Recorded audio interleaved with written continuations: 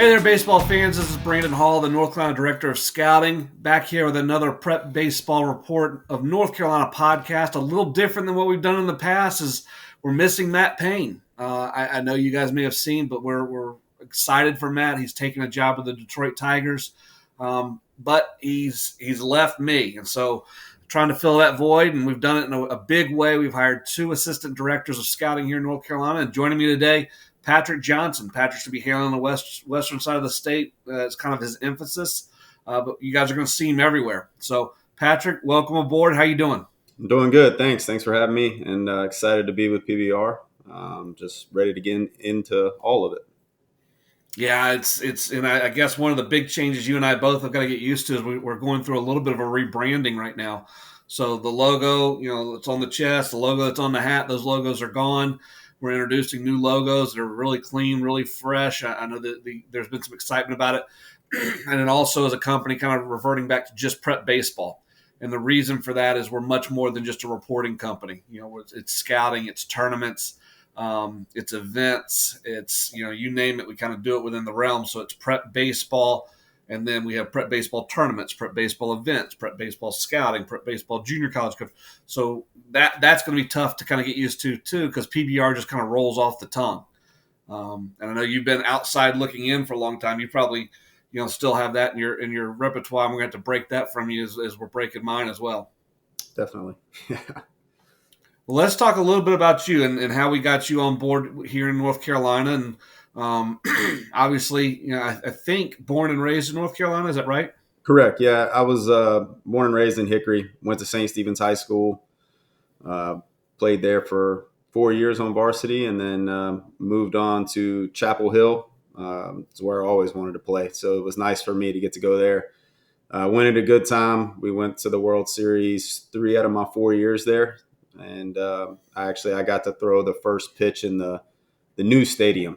When they switched to TD Ameritrade. So, did you really? I didn't know that. Yeah, that was me versus Sonny Gray when we played Vanderbilt. So we were the first game, and we were the home team. So I threw the first pitch. Yeah, it was. You got to have a picture of that somewhere around, right? It's hanging up. My mom had it framed, and when you walk into my baseball facility, it's hanging right when you walk in. Yeah, that's pretty cool. It was cool. It was. They hyped it up and everything, and they had talked to all of us about what to do on the first pitch and everything like that. And, obviously they wanted the ball. Swing. Well, yeah. So it was Tony Kempis who I faced, and I kind of joked with him before the game, like, dude, you going to swing or not? And he was like, no, I'm not going to swing. Well, of course he swings, and, they had told us, don't throw the ball to fans, don't do anything. And of course, foul ball down the third baseline, picks it up right into the stands, and you could just see the look on his face. He was like, oh man, I can't. But, yeah, that was cool. That was fun. Yeah, it's something I'll never forget. Did you play in the old Rosenblatt too? I did. We were there in 2008 and 2009, and then we missed out in 2010.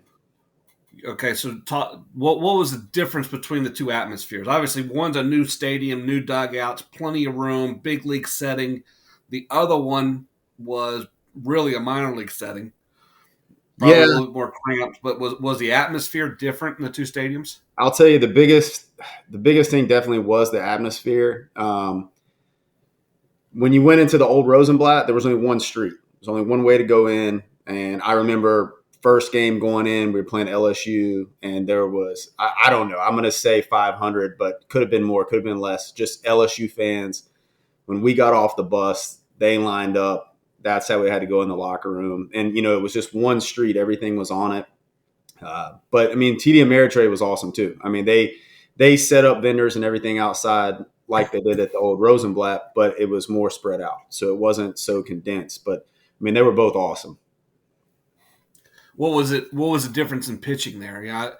Watching games growing up and seeing the old Rosenblatt and just balls flying out of that place. Obviously, with the old bats too, you had the -5s, and you had the trampoline bats that went through there in the early 2000s.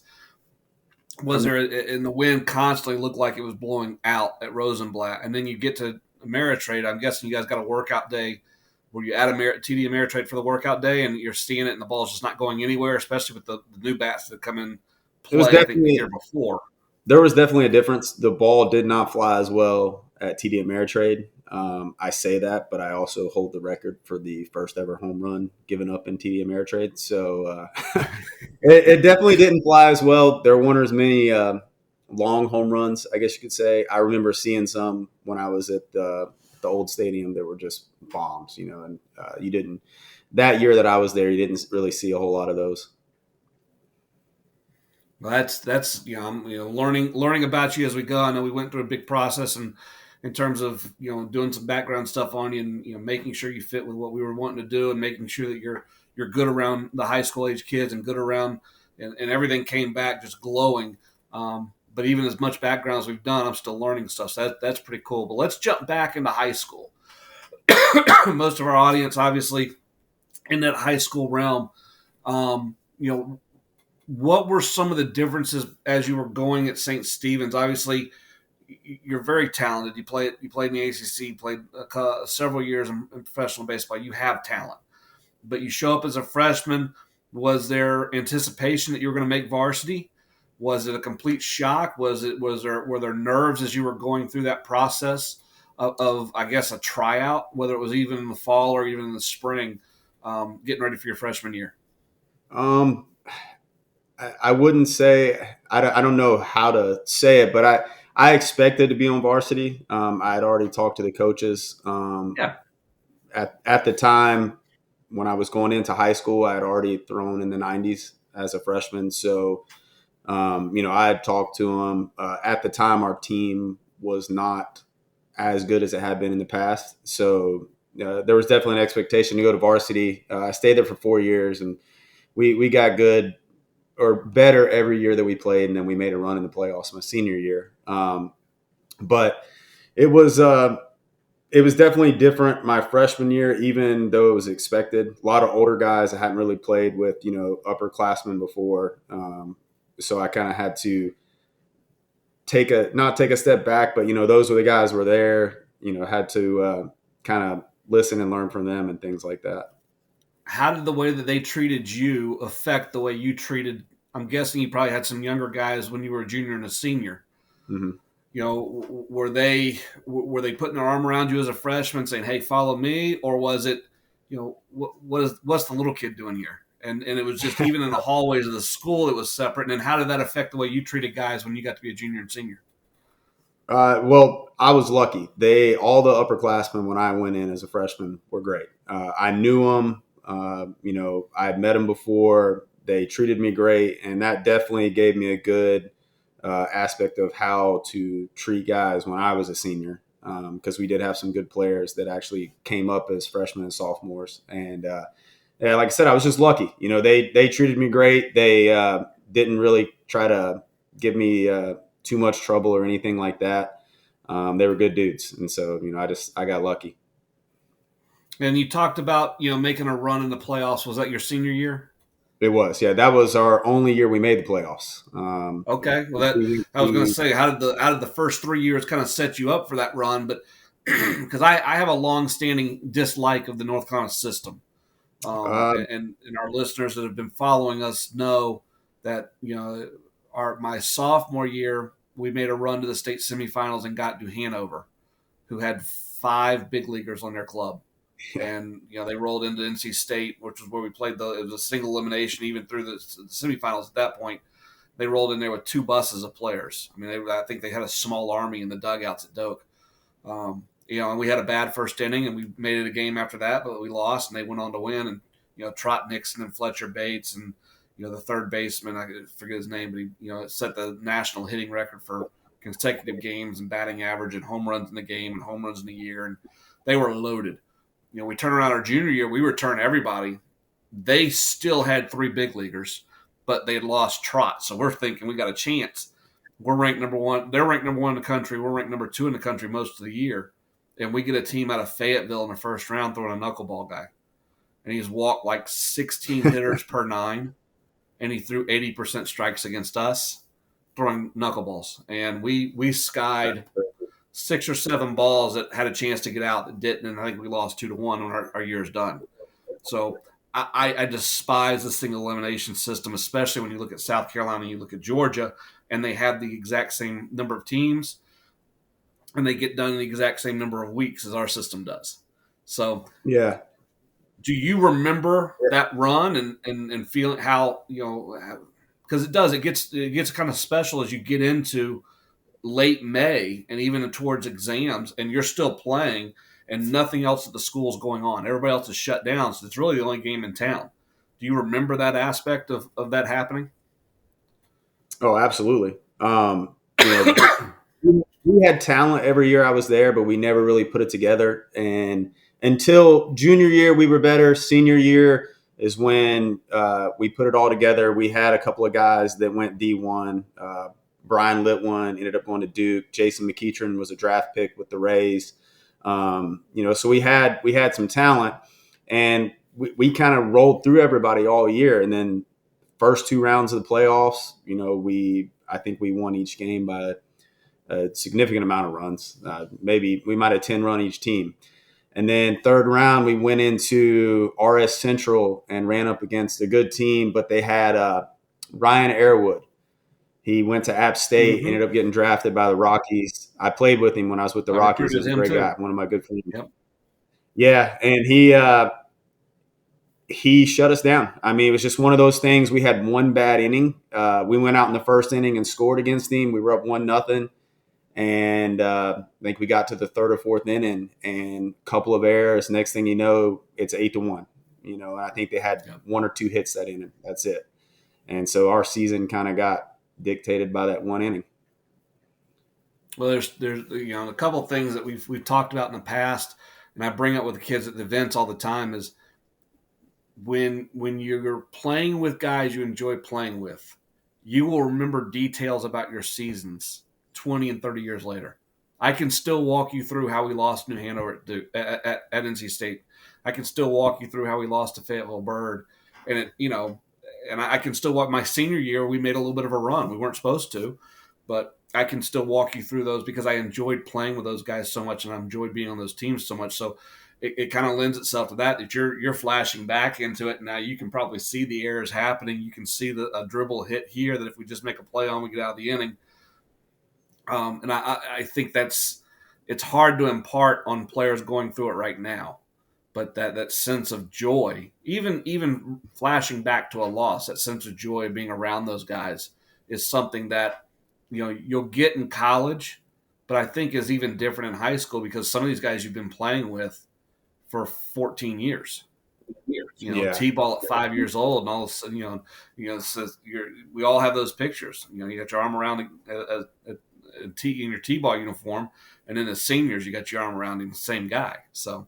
I always think that's a neat little deal that comes out of what we're privileged to be around.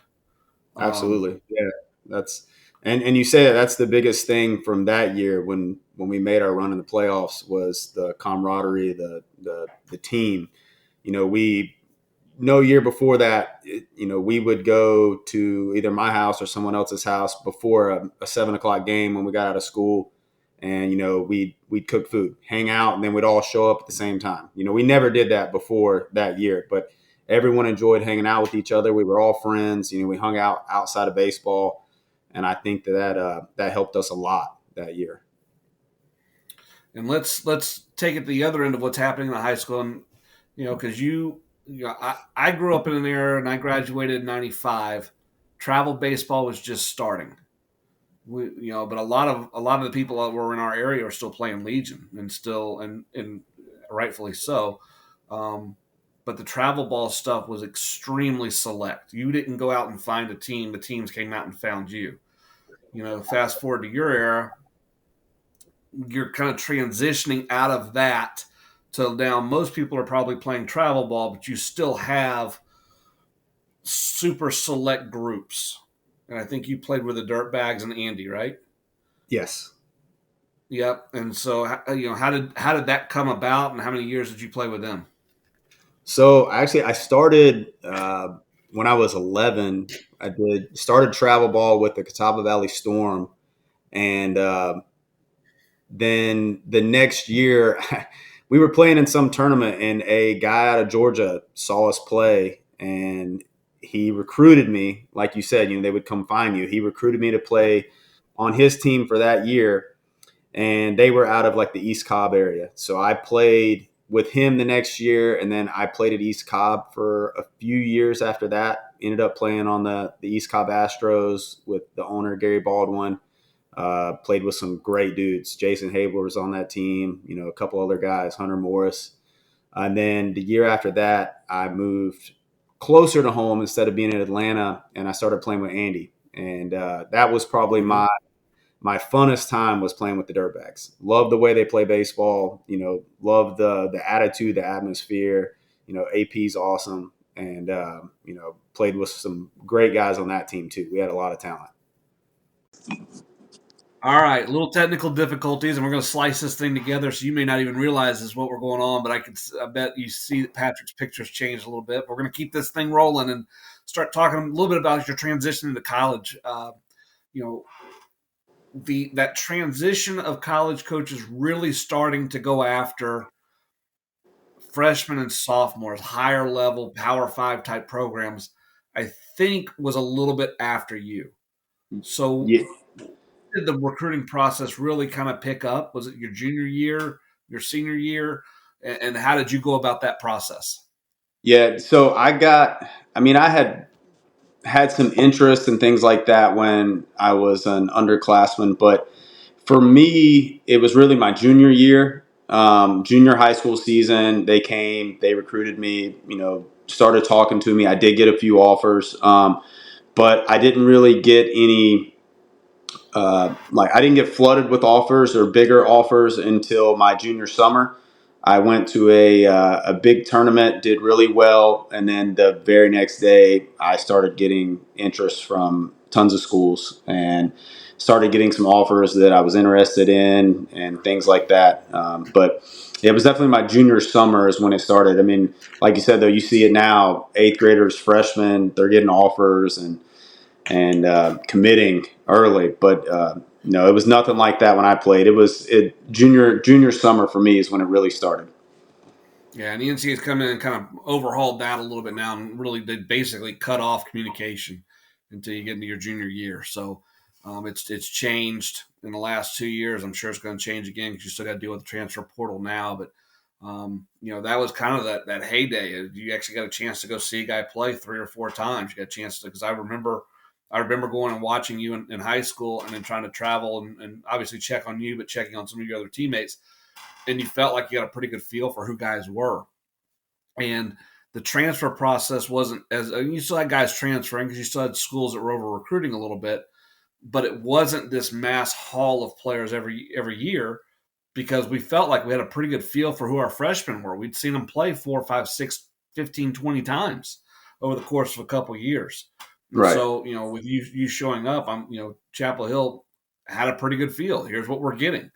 Right-hander with arm strength that can spin a breaking ball. Pitchability, he's in the zone, but we still got to learn some pitchability and learn some things like that. He's got a chance to get out as a freshman in the bullpen just because he's got arm strength that he can spin it. The rest of the stuff will develop, and he'll kind of has a chance to turn into a starter for us. And that was kind of the book. I actually, still have some of my scouting reports from back then a little bit. Not everything I would like to have. I would have wished I would have kept a few more things, but those types of things, and trying to project guys out. And then it got into, I saw a number, we're making an offer. He touched 91. Here's the offer. I don't know what he can do.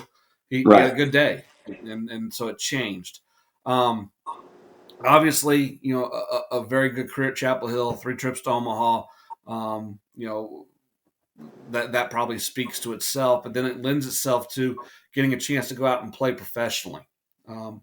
Talk about that transition a little bit from college baseball to professional baseball, and not just from a standpoint of the hitters are better and travel and playing every day, but from a standpoint of, trying to take care of yourself. And are you really on a team, or is it more individual based in the minors? It was hard. I got drafted as a senior. My junior year, I got hurt in the regionals, and so I missed out on the draft that year. So I went from North Carolina, where we're taking care of anything you need, state of the art, everything, meal plans, it's all there for you, all handed out.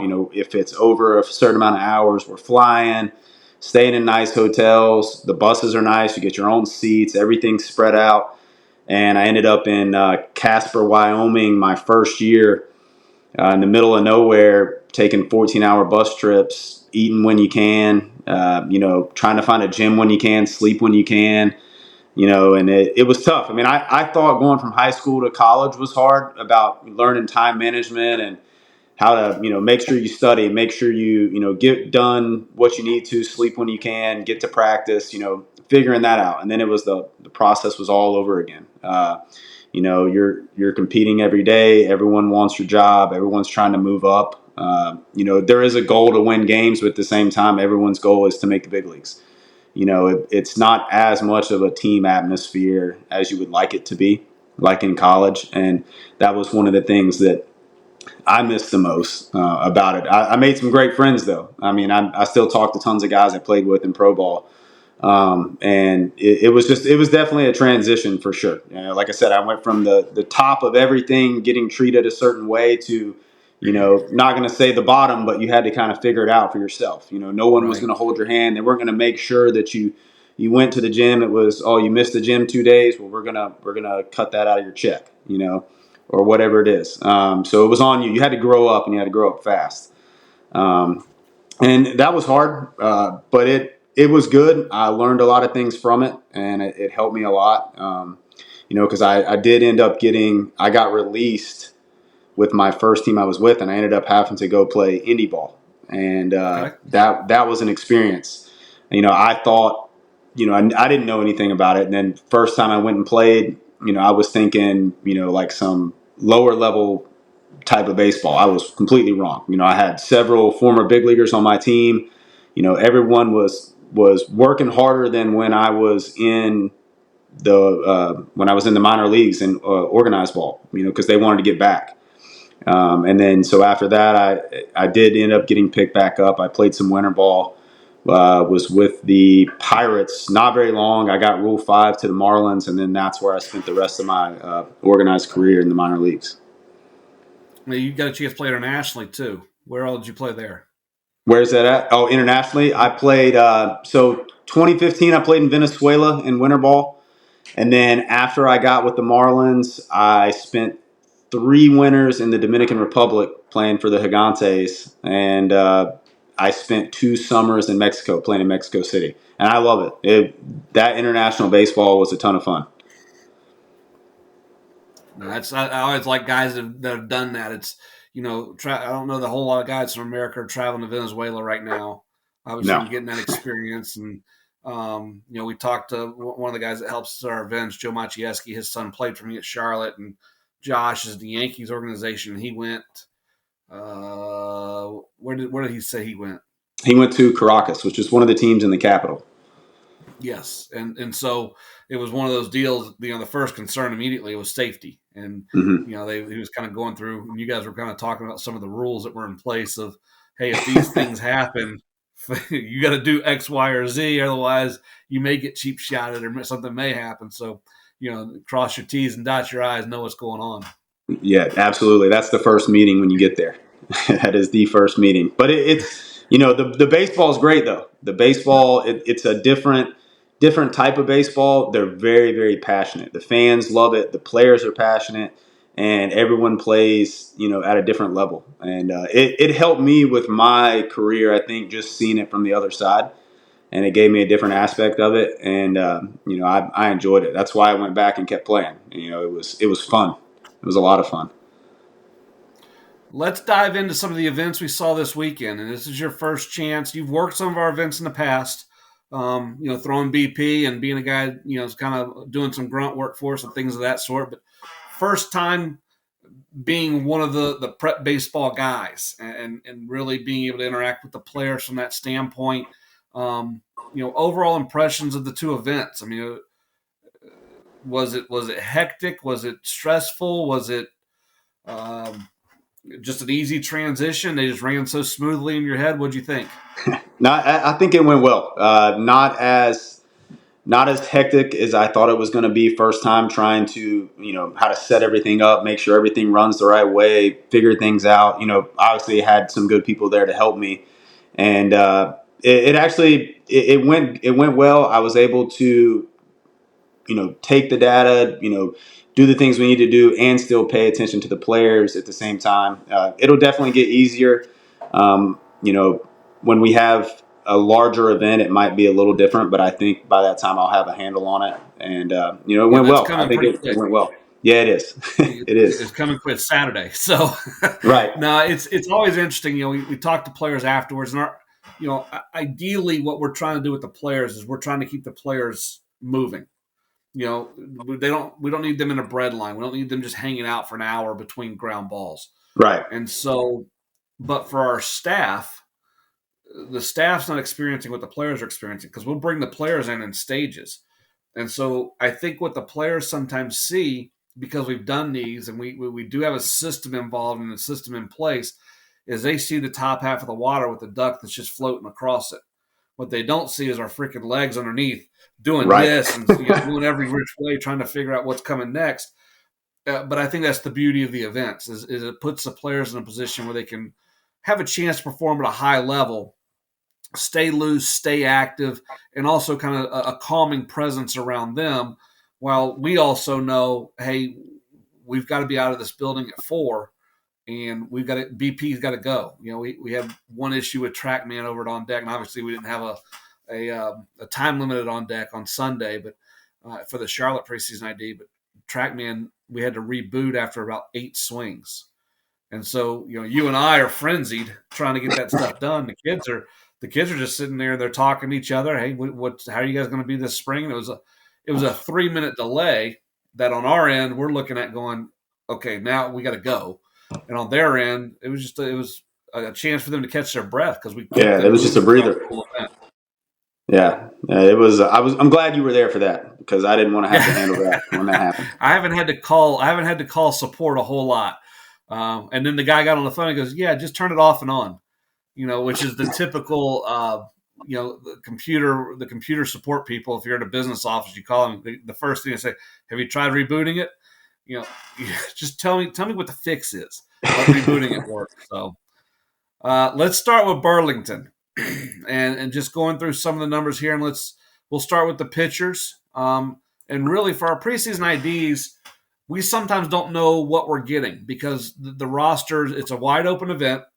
You can have seniors, you can have eighth graders. We don't know what the talent level is going to be. A lot of these players we're seeing for the first time. But you start looking at some of the velocity and arm strength we saw, and again, it's January. They're still building into that process. Right. A couple names for me: Garrett Bird, Hayden Phones, Luke Haltom, Preston Smith. I thought Andrew Helfand threw the ball really well. Those are guys that we haven't necessarily typically seen at preseason IDs. And right out of the chute, bang, we're getting a glimpse at players that have a chance to, maybe play in our top prospect games, top underclass games, border battle. And so I was impressed that type of talent was there in Burlington. Yeah, I liked Bird. I know he was a catcher also, but I know when he hopped up Yep. on the mound, I was sitting back there with Zach, and we were kind of messing with the TrackMan to get it set up, and then he threw his first warm up, and we both looked up like, whoa, that had some heat to it, and he spun his changeup well too. I liked him. Also, Phones, he was good. He had a great arm. There were several guys there that could spin the ball pretty well too. Yeah, Phone's fastball spun up to 2,500. The breaking ball on Helfand, I think, was the top spin there. As I pull it up, yeah, Helfand's breaking ball spun up to 2,700. Luke Haltom's breaking ball spun up to 2,600. Phone's breaking ball was up close to 2,600. So, not just with the velocity, and a lot of these guys were throwing strikes, which again, Right. January indoors, a place a lot of these guys haven't been. You don't know what you're going to get into, and I think that we were at Triad Baseball Academy. Nick Black runs it, former coach at Guilford College. And I think the setup of the building and those guys having room to get loose, having the ability to move their bodies and get to a kind of a lather and a sweat and then throw the bullpen, I think relax them. And Oh. you've pitched at high level for being in an uncomfortable situation where you can't get through your routine affects what's going to happen on the mound. But I felt like that the Triad Baseball Academy, that space in there was just perfect. Yeah, it was good. Yeah, they definitely had plenty of room to get ready, and like you said, if you can't go through your routine, anything gets thrown off. Pitchers, us being creatures of habit, players, it kind of affects you. They did a great job. They had plenty of space, and I think that helped them a lot. Because they did throw a lot of strikes in that event down at Burlington, and sometimes you see guys when they know the radar's back there, it's going to be put on. They're kind of getting out of themselves and doing more than they need to, but they did a great job. Let's kind of switch over. I'm looking at some of the athletic testing with Swift. We had three, really four jump at the 30-inch height. So vertical jump, anything over 30 kind of stands out with what we've seen at these events with the jump mat that we use. Hayden Fones was one of the pitchers that was up there. And then we had three position players, right in that 29.5 or higher. And you start looking at how that correlates. Two of those guys are below 4 seconds in their 30. The other two are just below 410. So, it's kind of translating, the ability to get to top end speed, the ability to be explosive off the ground. And for Hayden, the guy that's got a chance to spin the ball, is probably putting some ground force into what he's doing as he's starting to leverage himself down the line to get to the plate. Any of the position players, hitters that kind of stood out as we were going through? I know you were running blast and kind of head down with that, trying to get used to it. But I think there were a couple guys that their BP made you take notice because it was loud. Yeah, there was definitely a few guys. Like you said, I didn't get to watch as much as I wanted to. It was first time doing the blast. I had a couple issues with it. There were definitely a few times that a guy took a swing while I was putting the cap on, and I looked up and I was like, whoa, that was hit hard. That had a different sound to it than what I've been hearing all day. Trying to You pull up the mentioned blast Bird, over. behind the plate and on the bump. Bird led all exit velocities at 97.9. But I think the number I always kind of look at is, okay, where's the max exit, but then where's the average exit? How many times are you Right. really getting on the barrel, especially in BP, especially with Borowski throwing, because he's going to be right there. He's going to figure out Yeah. where you like it. He's got a chance to kind of groove it. And, Bird, Gavin Jackson was 96.3, but also carried almost a 90-mile-an-hour average.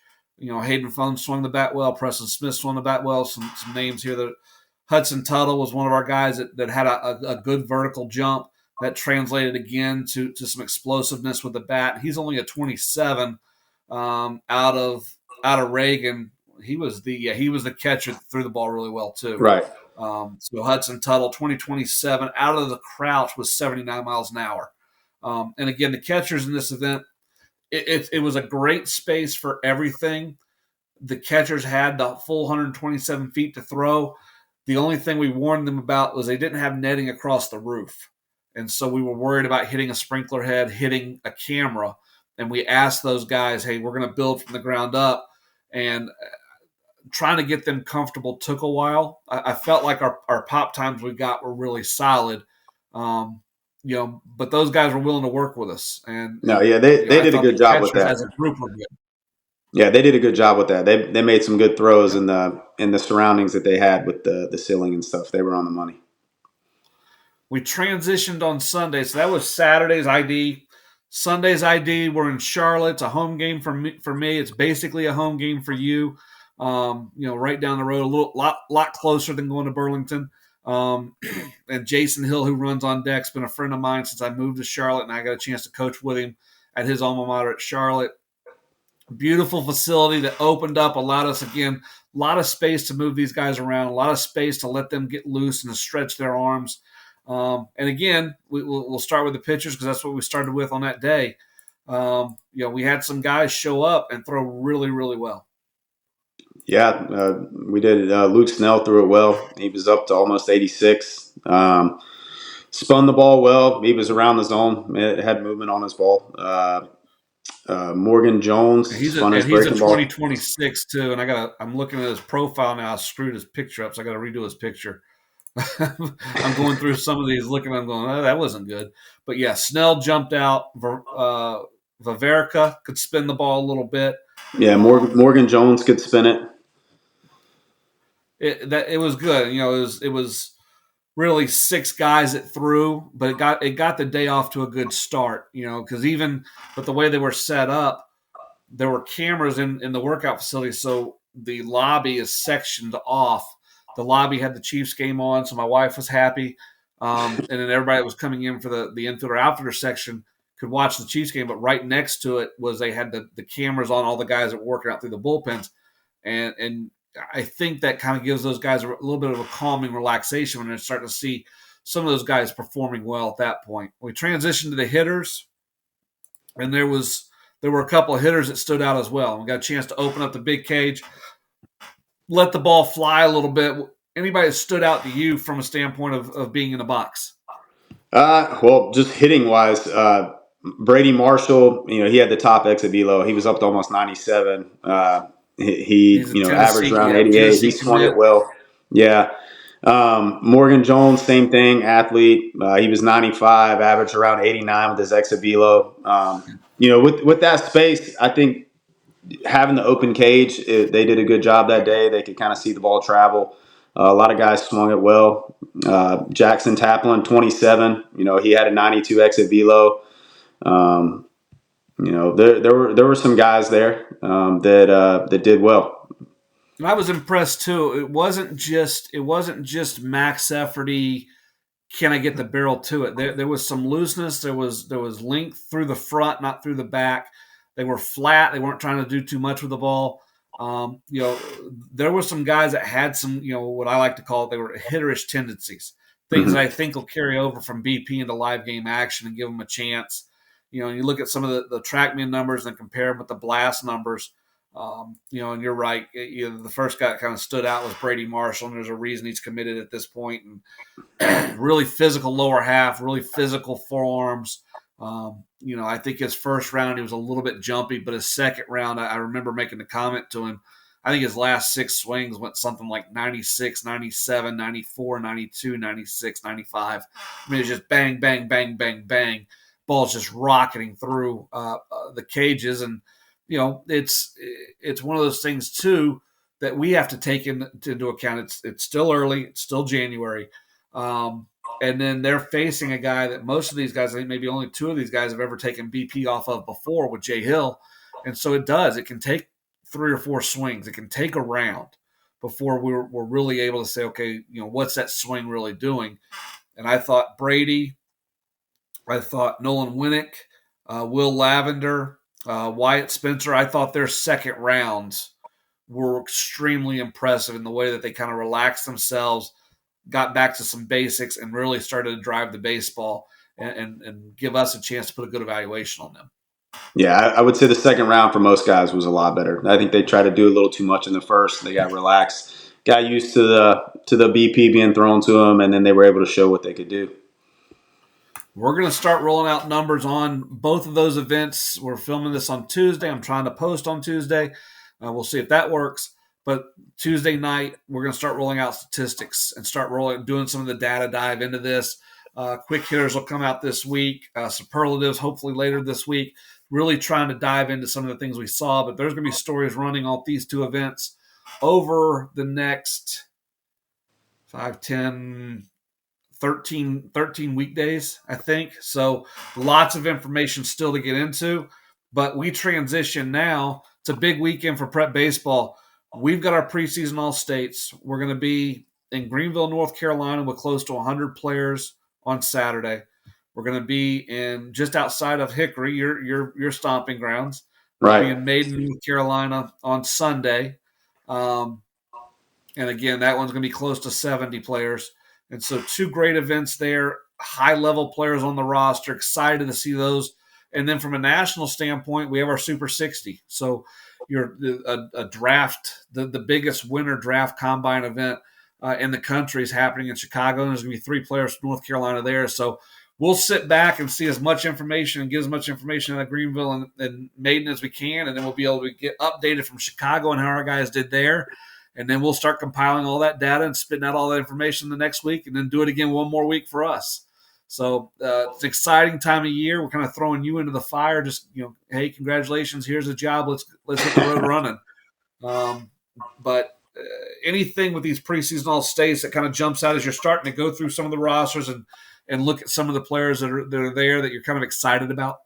I think I'm excited to see. I know quite a few of the guys on the roster, especially on the Western side, and just excited to see where they've gotten to this winter. Like what kind of work they've put in. Because I know them beforehand, or I see their numbers from last year. Just see what kind of work they've put in, where they're at this point in the year. I know it is early in the year, but you can always tell when guys have been working at things. So I think for me, that's what I'm excited to see, is to see where some of these guys have gotten to. He's Patrick Johnson. I'm Brandon Hall. This has been the Prep Baseball Podcast of North Carolina. We're excited to see a lot of baseball here in the upcoming weeks. We'll talk to you guys soon.